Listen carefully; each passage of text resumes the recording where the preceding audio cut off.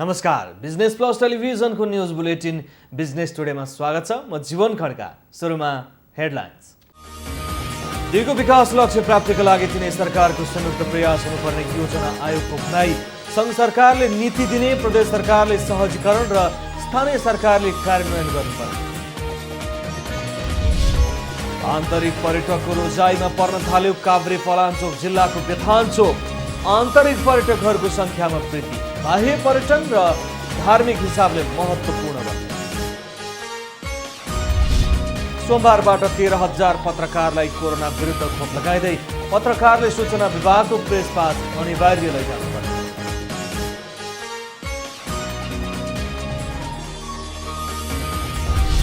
सहरलाई नै कुरूप बनाइरहेको भद्रगोल तार व्यवस्थापनमा सुस्तता, 50% मात्रै काम सम्पन्न।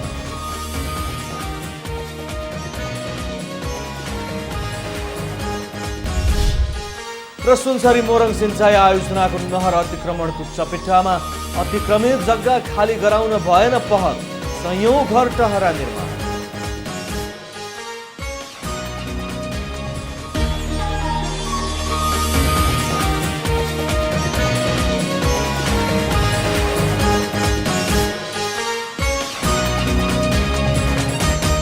बिजनेस टुडेको सुरुमा दिगो विकास लक्ष्य प्राप्तिका लागि योजना आयोगको भनाई सम्बन्धी समाचार। राष्ट्रिय योजना आयोगका उपाध्यक्ष प्राध्यापक डाक्टर पुष्पराज कणेलले दिगो विकास लक्ष्य प्राप्तिका लागि तिनै सरकारको संयुक्त प्रयास हुनुपर्ने बताउनु भएको छ। दिगो विकास लक्ष्य प्रगति प्रतिवेदन सार्वजनिक गर्ने कार्यक्रममा बोल्दै उपाध्यक्ष डाक्टर कणेलले दिगो विकास लक्ष्य प्राप्तिको लागि तिनै तहको सरकारको संयुक्त प्रयास रहनुपर्ने बताउनु भएको हो। दिगो विकास लक्ष्य प्राप्तिको लागि संघ सरकारले नीति दिने, प्रदेश सरकारले सहजीकरण गर्ने तथा स्थानीय सरकारले कार्यान्वयन गर्नुपर्ने उहाँको भनाइ छ। विशेष गरी स्थानीय सरकारलाई दिगो विकास लक्ष्य प्राप्तिको लागि प्रतिबद्धताका साथ कार्यान्वयन गराउन नसके लक्ष्य प्राप्त हुन गाह्रो हुने उहाँले बताउनुभयो। संघीय सरकार, प्रदेश सरकार, स्थानीय सरकार, तीनवटा सरकार होल अफ द गभर्मेन्ट एप्रोचमा अगाडि बढ्नुपर्छ भन्ने ठान्छु। र त्यसमा पनि संघीय सरकारले मूलतः नीति दिने हो, अघि यहाँ कुरा उठिसक्यो। प्रदेश सरकारहरूले पनि सहजीकरण गरिदिने हुन् र मूलतः त्यसलाई कार्यान्वयन गर्ने सरकार भनेको स्थानीय सरकार नै हो।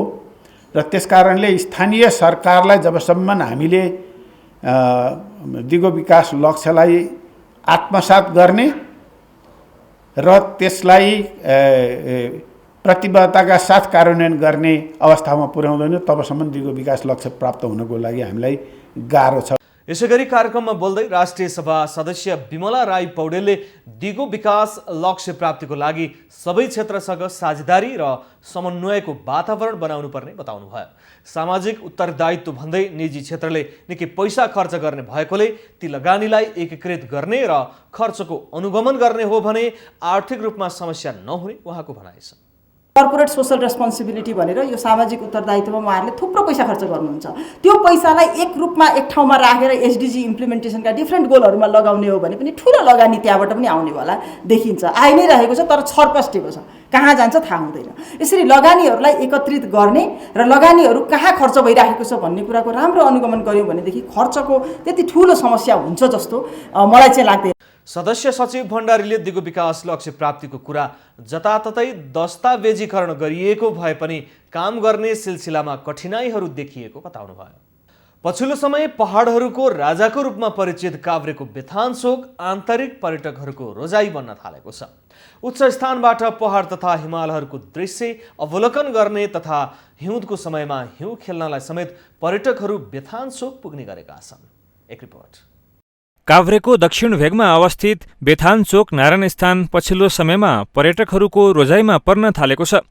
काभ्रेको बेथानचोक गाउँपालिका 3मा रहेको बेथानचोक नारायण स्थान समुद्री सतहबाट 3018 मिटर उचाइमा रहेको छ। चारैतर्फ भन्ज्याङहरू रहेको यस स्थानबाट पूर्वमा पर्ने मकालु वरुणदेखि विश्वको सर्वोच्च शिखर सगरमाथा हुँदै पश्चिममा पर्ने धौलागिरीसम्मका हिम श्रृङ्खलाहरूको दृश्य अवलोकन गर्न सकिन्छ। यी मनोरम दृश्य हेरेर रमाउनका लागि आन्तरिक पर्यटकहरूको सङ्ख्या वृद्धि भएको छ। विभिन्न 6 प्रकारका लालीगुराँस लगायत विभिन्न सिजनमा वनै ढकमक्क हुने गरी फुल्ने प्राकृतिक फुलहरूले यहाँ पुग्ने जो कोहीलाई मोहित गराउने गरेको छ। हाल हिउँ परेको यो स्थानमा पुग्नलाई 3 देखि 4 घण्टासम्म पैदल यात्रा गर्नुपर्छ। यहाँ पुग्न केही कठिन भए पनि एकपटक पुग्नै पर्ने स्थानका रूपमा रहेको बताउँछन् यहाँ पुगेका आन्तरिक पर्यटकहरू। बाटो चिप्लो भएको कारणले हामी बाइक तलै राखेर लगभग 4 घण्टा जस्तो हिँड्नु पर्यो। अनि अब जे भने आउन चाहिँ एकचोटि आउनै पर्छ, यो ठाउँ घुम्नुपर्छ। यो चाहिँ यो रेन्जकै सबभन्दा अग्लो पहाडमा पर्छ। अनि यहाँबाट चाहिँ धेरै जसो भ्यूहरू देखिन्छ, जनकपुरसम्म देखिन्छ भन्ने सुन्नेको हो। म धेरै बाक्लो हिउँ छ भनेर हेर्न आएको थिएँ, तर खास यहाँ अलिक कम भइसक्यो रहेछ हिउँ। हिँड्न पनि साह्रै गाह्रो भयो। लगभग हामीलाई त्यस्तै लाग्यो 3 घन्टा जति उकालो हिँडेर आउनु पर्यो यो ठाउँमालाई। यस हेर्नलाई रमाइलो ठाउँ छ, एकदम दृश्य राम्रो छ। एकचोटि आउनै पर्ने ठाउँ छ यो ठाउँ। बेथान चोक नारायण स्थान आन्तरिक र बाहिरी पर्यटकका लागि जति मनमोहक छ त्यति नै धार्मिक हिसाबले पनि महत्त्वपूर्ण छ। यो नारायण मन्दिरमा पूजा गरे मनोकामना पूरा हुने धार्मिक विश्वास रहिआएको छ। यसका कारण यहाँ पूजा गर्नकै लागि टाढा टाढाबाट भक्तजनहरूको उपस्थिति हुने गरेको छ। यस स्थानमा विशेष गरेर फागु पूर्णिमाको दिन विशेष मेला लाग्ने गर्दछ। भक्तपुरका मल्ल राजाद्वारा यो बेथान चोक नारायणको स्थापना गरी नित्य पूजा आराधनाको सुरुवात गरेको किम्वदन्ती पनि रहेको छ। काभ्रे सहकर्मी अरविन्द गौतमको सहयोगमा जिल्ला ब्युरो। बिजनेस टुडेमा पालो भएको छ ब्रेकको।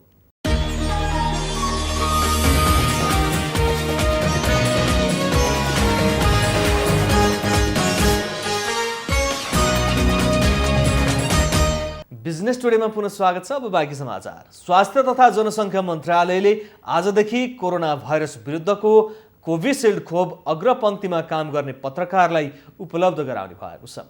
भारत सरकारले अनुदानमा उपलब्ध गराएको उक्त खोप पहिलो चरणमा प्राथमिकतामा परेका व्यक्तिलाई लगाइएपछि आजदेखि पत्रकारलाई लगाउने तयारी भएको हो। मन्त्रालयका अनुसार आजदेखि 5 दिनसम्म अग्रपङ्क्तिमा काम गर्ने पत्रकारलाई निजामती कर्मचारी अस्पताल नयाँ बानेश्वरबाट खोप दिइनेछ।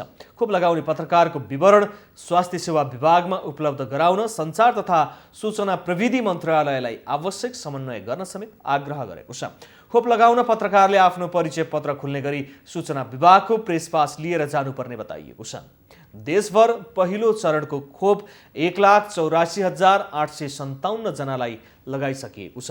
साथै आजदेखि नै कूटनीतिक आयोगका पदाधिकारी समेत खोप लगाइनेछ। आर्थिक वर्ष 2077-78 को 6 महिना बितिसक्दा पनि लुम्बिनी प्रदेशको विकास बजेटमध्ये जम्मा 19% मात्रै खर्च भएको छ। प्रदेश सरकारले पूर्व निर्धारित लक्ष्य अनुसार बजेट कार्यान्वयन हुने बताइरहे पनि केन्द्रमा सत्तामा देखिएको भाँड भैलोले बजेट कार्यान्वयनमा चुनौती हुने अवस्था रहेको छ। एक रिपोर्ट। आर्थिक वर्ष 2077-78 को आधा समय सकिँदा समेत लुम्बिनी प्रदेशमा कुल विकास बजेटको 19% मात्रै खर्च भएको छ। प्रदेश कोष लेखा नियन्त्रण कार्यालयको तथ्याङ्क अनुसार विकासका लागि प्रदेश सरकारले छुट्याएको 18 अर्ब 66 करोड 91 लाख 29 हजार मध्ये 3 अर्ब 54 करोड 21 लाख 71 हजार मात्रै खर्च भएको हो। चालु आर्थिक वर्षमा भएको विकास बजेट खर्च अघिल्लो आर्थिक वर्ष 2076-77 को सोही अवधिको भन्दा 1.25% मात्रै धेरै हो। तथापि अघिल्लो वर्षको असार मसान्तसम्ममा 79.24% विकास बजेट खर्च भएकोले चालु आर्थिक वर्षमा पनि सोही आँकडा बराबर नै बजेट खर्च हुन सक्ने सरकारी अधिकारीहरूको आकलन छ। पुँजीगत बजेट 18 अर्ब 66 करोड थियो। त्यसमा हाम्रो 3 अर्ब 54 करोड खर्च भएको छ। प्रतिशतको हिसाबले हेर्दा हाम्रो यो 18.97 करिब 19% खर्च भएको देखिन्छ र जम्मा बजेट हाम्रो यसपालि 36 अर्ब 35 करोडको बजेट हो। त्यसमा अहिलेसम्म चालु र पुँजीगत दुवैतर्फको खर्च हेर्दा 8 अर्ब 29 करोड जति खर्च भएको देखिन्छ। कुल बजेटमा कुल खर्चको अवस्था हेर्दा प्रतिशतमा लैजाँदा 22.8 करिब 23% खर्च भएको अवस्था छ। केन्द्रमा प्रतिनिधि सभा विघटनपछि प्रदेश सरकारको ध्यान विकास निर्माणबाट राजनीतिक सरगर्मीतिर मुडिएकोले अघिल्लो आर्थिक वर्ष जस्तो विकास बजेट खर्च हुन नसक्ने सम्भावना बढेर गएको छ।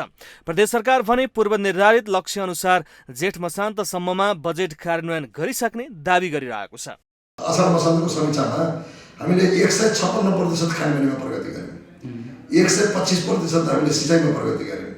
अब सडकमा पनि अब लगभग 64% त हामीले सडकमा पनि प्रगति गऱ्यौँ। सडकले अब 90 प्लस नै गर्छु भनेको छ र अरूले त 100 घटाउँछ। जस्तै खानेपानीले त अब सशक्तको समेत जोड्दाखेरि उसको फेरि पनि यसपालि मलाई लाग्छ अब 150% दरमा अब उसको प्रगति हुन्छ। त्यसो भएपछि एज ए होलमा हेर्दाखेरि अरू मन्त्रालयको पनि कहीँ अलिकति तलमाथि छ भने पनि हामी 100% मा पुग्छौँ भन्ने हाम्रो। प्रदेश लेखा नियन्त्रण कार्यालयका अनुसार कुल बजेटको चालू र पुँजीगत गरी प्रदेश सरकारले कुल 22.80 बजेट खर्च गरेको छ। यो अघिल्लो वर्षको सोही अवधिको भन्दा करिब 4% बढी हो। अघिल्लो आर्थिक वर्षको पुस मसान्तसम्ममा 18.64% बजेट खर्च भएको थियो। यस्तै सरकारले आफू अन्तर्गतका 109 स्थानीय तहलाई 2,33,23,23,450 रुपैयाँ हस्तान्तरण गरेको छ। रूपन्देही सहकर्मी विमल छेत्रीको सहयोगमा जिल्ला ब्युरो। विद्युत प्राधिकरणले काठमाडौँ उपत्यकामा विद्युतीय तार भूमिगत तथा वितरण प्रणालीलाई स्वचालित गर्न विद्युतीय तार बिछ्याउने योजनामा काम गरिरहेको छ। सहरलाई नै कुरूप बनाइरहेको भद्रगोल तारलाई व्यवस्थितका साथै सुरक्षित गर्न आयोजना सुरु भएको हो। करिब 1 वर्ष अघिदेखि सुरु भएको यो योजनाको काम 50% सम्पन्न समेत भएको छ। अहिले विद्युत प्राधिकरणले यी सबै समस्या समाधानको लागि काम गरिरहेको छ। करिब 1 वर्ष अघिदेखि विद्युतीय तारलाई जमिनमुनि बिछ्याउने भन्दै नेपाल विद्युत प्राधिकरणले काम सुरु गरेको हो। महाराजगञ्जदेखि काम सुरु भएकोमा हाल चाभेलदेखि मैजु बहाल क्षेत्रमा 7 सर्किट किलोमिटर 11 केभी लाइन र 8 सर्किट किलोमिटर लो भोल्टेज लाइन बिछ्याइएको छ। यस्तै बुढानीलकण्ठ लैन्चौर लगायतको ठाउँहरूतर्फ 11 केभी लाइन र लो भोल्टेज 35 सर्किट किलोमिटर पाइप बिछ्याउने काम अन्तिम चरणमा पुगेको आयोजनाले जनाएको छ। तर काठमाडौँ उपत्यकामा अप्रिल 2019मा ठेक्का सम्झौता भई 2021 अक्टोबरमा काम सम्पन्न गर्नुपर्ने हो। तर काममा भने अझै सुस्तता छ। बिजनेस टुडेमा पालो भएको छ ब्रेकको।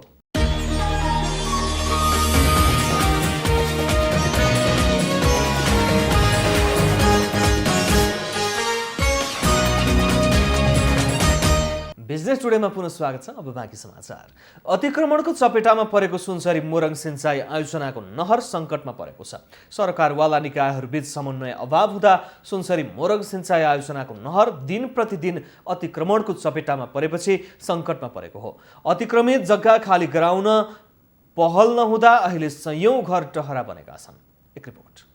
सुनसरी मोरङ सिंचाई आयोजनाले नहरको डिलमा कुनै प्रकारको अतिक्रमित गतिविधि नगर्न पटक पटक सार्वजनिक सूचना नै जारी गर्ने गरेको छ।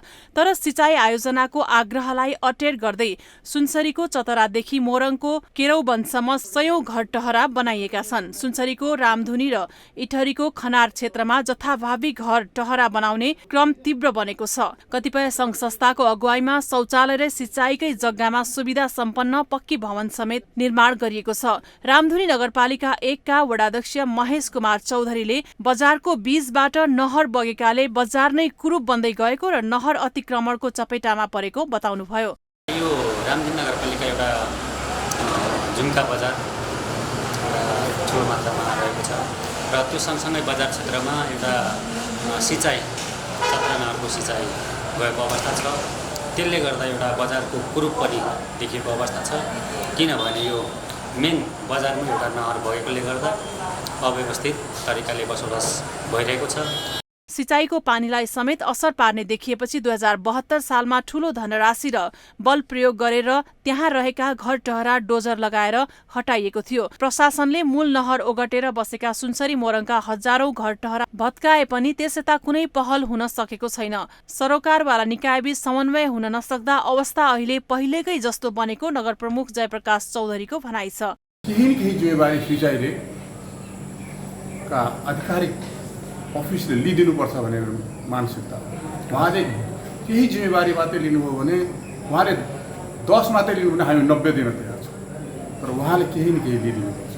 किनभने उहाँको प्रमुख दायित्व नहरभित्र परेकोले त्यो पनि नारायण नगरपालिकाको नहर मात्रै नभएर एउटा सुनसरी मोरङ बृहत सिँचाइ योजनाको योजना भएको हुँदाखेरि उहाँ कार्यरत रहनुभएका विभिन्न पदका व्यक्तिहरूले विभिन्न पदका पदासीन जो त्यहाँका समितिहरू हुनुहुन्छ उहाँ समितिहरूले आजसम्म यी कुराहरूलाई फेरि पनि रिभाइज गरेका छैन। सुनसरीको बाराहा क्षेत्र नगरपालिका स्थित चतराबाट मोरङको केरौनसम्म 53 किलोमिटर नहरको डिलमा घर टहरा बनाइने क्रम नरोकिँदा नहर साँगुरिँदै गएको छ। 2 वर्ष यता रामधुनी नगरपालिकाको झुम्का बजारदेखि उत्तर दक्षिण दुवैतर्फ मूल नहर आसपास घर टहरा बनाउने क्रम बढ्दै गएको छ। मोरङको बुढीगंगा गाउँपालिकादेखि केरौनसम्म पनि ठाउँ ठाउँमा घर टहरा बनाइएका छन्। सम्बन्धित निकायले बेलैमा समन्वय गरी अतिक्रमित जग्गा खाली गराउन सचेत हुनुपर्ने देखिन्छ। सुनसरी सहकर्मी विनोद आचार्यको सहयोगमा जिल्ला ब्युरो। अन्तर्राष्ट्रिय बजारमा केही दिन यता तेलको मूल्यमा निकै वृद्धि भएको छ। रसिया सहित ओपेकका सदस्य राष्ट्रहरू बीच केही समय अगाडि तेलको उत्पादन घटाउने सहमतिले पनि मूल्य वृद्धिमा सघाउ पुगेको अनुमान गरिएको छ। कोरोना संक्रमणको बेलामा तेलको मूल्य इतिहासमै सबैभन्दा कम भएपछि फेरि तेलको मूल्य बढेर कोरोना प्रकोप सुरु हुनु अगाडिकै हाराहारीको अवस्थामा पुग्न लागेको हो। एक रिपोर्ट। अन्तर्राष्ट्रिय बजारमा तेलको माग साधारण अवस्थाभन्दा अझै केही कम नै रहे पनि कोरोना खोप दिने कार्य जारी रहेकोले अनुमान गरिए भन्दा कम समयमा नै विश्व अर्थतन्त्रले गति लिने विश्वासका साथ तेलको मूल्य बढ्न थालेको छ। अन्तर्राष्ट्रिय बजारमा तेलको माग र मूल्यले अर्थतन्त्रको गति कस्तो छ भन्ने कुराको तस्बिर देखाउने गरेको विश्लेषण गरिन्छ। अन्तर्राष्ट्रिय बजारमा तेलको मूल्य केही महिना यता 50% बढेर $60 प्रति ब्यारेलको दरमा किनबेच भइरहेको छ। कोरोनाका कारणबाट विश्वका तेल कम्पनीले ठूलो घाटा बेहोर्नु परेको थियो। अमेरिकी तेल कम्पनीले $22 अर्ब नोक्सानी बेहोरेको प्रतिवेदन जारी गरेको छ। यसैगरी ओपेक राष्ट्रहरूमा कार्यरत अन्य कम्पनीहरूले पनि ठूलो क्षति बेहोर्नु परेको छ। अब आपूर्ति हुने तेलको मूल्यमा गत नोभेम्बर महिना यता 59% वृद्धि भएर अमेरिकी तेलको मूल्य $55 प्रति ब्यारेल नागेको छ। तेलको मूल्यमा गत हप्ता निकै नै वृद्धि हुनको पछाडि अब कोरोना भाइरसमाथि विजय प्राप्त गर्ने विश्वासका कारण अर्थतन्त्र चलायमान भएका कारण तेलको मूल्य र आपूर्तिको विश्लेषण गरिएको वन्दना हरिले बताउनु भएको छ। तेलको माग विश्वमा नै बढ्न थालेको र त्यसमा पनि एसियामा तेलको उपभोग अझ बढी प्रतिशतले बढेका कारणले तेलका व्यापारी र लगानीकर्ता उत्साहित भएको रोयल डच सेलका कार्यकारी प्रमुख बेन फान ब्युरनडिनले बताउनु भएको छ। चीनमा आर्थिक गतिविधि बढ्दै गएका कारणले चीनमा बढेको तेलको खपतले पनि तेलको मागको तथ्याङ्क बढाउन मद्दत गरेको छ। ओपेकका सदस्य राष्ट्रहरू र ठूलो तेल उत्पादक राष्ट्र साउदी अरेबियाले स्वेच्छाले तेलको उत्पादन कटौती गर्न गरेको सहमतिले पनि तेलको मूल्य वृद्धिमा बल पुगेको बजार विश्लेषकहरूको धारणा छ। कोरोनाको प्रकोपका कारण विश्व अर्थतन्त्र करिब करिब ठप्प हुँदा तेलको मूल्य शून्यमा झरेको र 1 अर्ब ब्यारेल तेल बचतमा रहेको थियो। सन् 2020मा हवाई उडानहरूमा 70% भन्दा बढीले कटौती हुँदा त्यसको असर तेलको उपभोगमा प्रत्यक्ष रूपमा पर्न गएको थियो। हवाई इन्धनको माग पनि सोही अनुरूप नै न्यून हुन पुगेको थियो। कोरोनाको बेलामा उपभोक्ताहरूले अनलाइन मार्फत नै किनमेल गर्ने गरेकोले पनि सरसामग्रीहरू आपूर्तिका लागि प्रयोग भएका सवारी साधनमा तेलको उपभोग बढेकोले मागलाई केही मात्रामा भए पनि कायम राख्न बल पुगेको थियो। अत्यावश्यक सरसामग्री घर घरमा पुर्याउनका लागि प्याकिङ गर्न धेरै मात्रामा प्लास्टिकका झोलाहरू प्रयोग भएको र प्लास्टिकका झोला पनि तेल कम्पनीले नै उत्पादन गर्ने भएकोले यसले पनि तेल कम्पनीहरूलाई धराशायी हुनबाट जोगाएको विज्ञहरूको भनाइरहेको छ। अहिले केही सुधारका सङ्केत देखिए पनि अर्थतन्त्रको विकास ढिलो गतिमा भइरहेकोले कोरोना प्रकोप पूर्वको अवस्थामा तेलको माग पुग्न अझै केही समय लाग्ने र सोही अनुरूप तेल बजार पनि पूर्ण रूपमा तङ्ग्रिन अझै समय लाग्ने अन्तर्राष्ट्रिय ऊर्जा आयोगले जनाएको छ। तेलको मूल्य अझै पनि अस्थिर नै रहेको र कोरोनाको नियन्त्रण पूर्ण रूपमा कहिले हुन्छ यसले पनि यसको माग र मूल्य निर्धारण गर्ने विज्ञहरूको अनुमान छ। साताको दोस्रो कारोबार दिन पनि नेप्से परिसूचकले अल टाइम हाई रेकर्ड बनाएको छ। सोमबार नेप्से परिसूचक 1.48% अर्थात् 37.48 अङ्कले बढेर 2561.47 बिन्दुमा पुगेर बन्द भएको छ।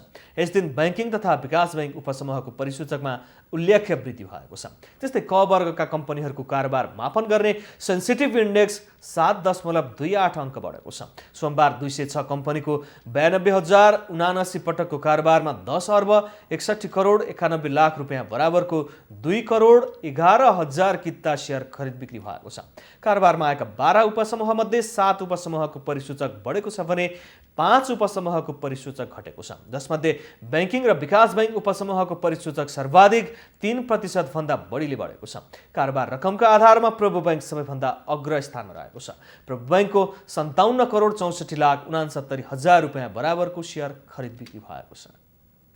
बुलेटिनको अन्त्यमा अहिलेसम्मका हेडलाइन्स। दिगो विकास लक्ष्य प्राप्तिका लागि तिनै सरकारको संयुक्त प्रयास हुनुपर्ने योजना आयोगको भनाई। संघ सरकारले नीति दिने, प्रदेश सरकारले सहजीकरण र स्थानीय सरकारले कार्यान्वयन गर्नुपर्ने। आन्तरिक पर्यटकको रोजाइमा पर्न थाल्यो काभ्रे पलाञ्चोक जिल्लाको बेथानचोक। आन्तरिक पर्यटकहरूको संख्यामा वृद्धि, बाह्य पर्यटन र धार्मिक हिसाबले महत्त्वपूर्ण बन्यो।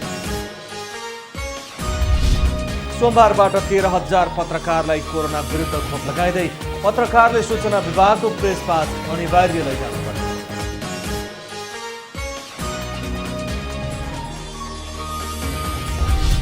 सहरलाई नै कुरूप बनाइरहेको भद्रगोल तार व्यवस्थापनमा सुस्तता, 50% मात्रै काम सम्पन्न।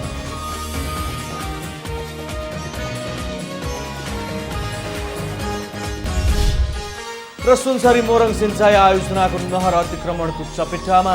अतिक्रमित जग्गा खाली गराउन भएन पहल, सयौं घर टहरा निर्माण।